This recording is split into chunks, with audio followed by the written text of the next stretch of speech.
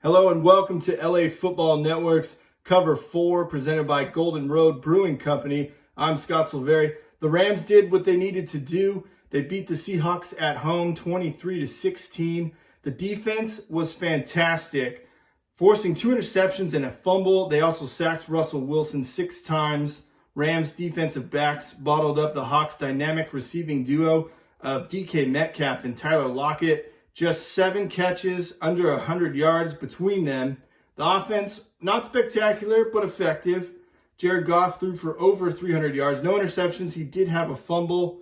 The Rams got some help on the ground with all the touchdowns coming that way, with Malcolm Brown with 2. Darrell Henderson had the other. The win pulls the Rams even in division with Seattle at 6-3, joining them in a tie for the lead. Arizona, after that miraculous Hail Mary touchdown pass, Kyler Murray to DeAndre Hopkins, the Cardinals knocked off the Bills. So the plot thickens in the extremely competitive NFC West. 3 teams at 6-3. The drama will come down the stretch the rest of the season. Some injury news. The Rams placed tackle Andrew Whitworth on injured reserve. The hope is that Whitworth could return in 6 to 8 weeks as he recovers from a grade 3 MCL and PCL tear in his knee. A Monday night tilt with Tom Brady and the Buccaneers is on tap next for the Rams in Week 11. The Chargers and Dolphins match up 2 first-round quarterbacks of Justin Herbert and Tua Tagovailoa. Although each rookie's performance may have underwhelmed some of the hype going into the game, it was Tua and the Dolphins who came out on top 29-21, a script Chargers fans might be used to.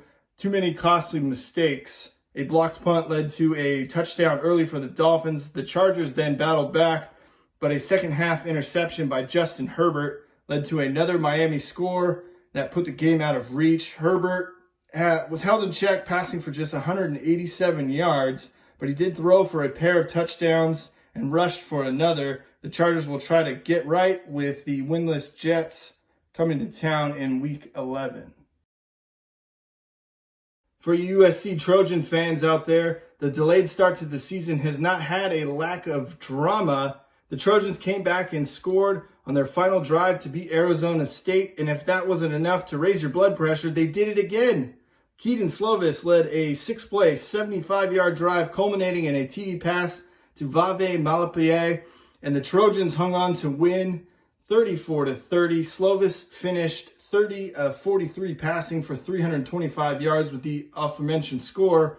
The Trojans also got some help on the ground from Marquise Stepp and Stephen Carr. Both combined for 162 yards on the ground and each scored a touchdown. USC hopes to travel and play Utah on Saturday, but more on that in a moment. Well, if 2020's taught us anything, it's to be flexible. UCLA was scheduled to play Utah, but that game was canceled after a COVID outbreak for the Utes. Cal was scheduled to play Arizona State. That game also canceled because of a COVID infection amongst the Sun Devils. So the solution, Cal traveled to the Rose Bowl to play UCLA on Sunday, but for Cal, perhaps they should have just stayed home. The Bruins dominated the Golden Bears, taking a 17-point lead into halftime, and then shut out Cal in the second half to go on to win the game 34-10.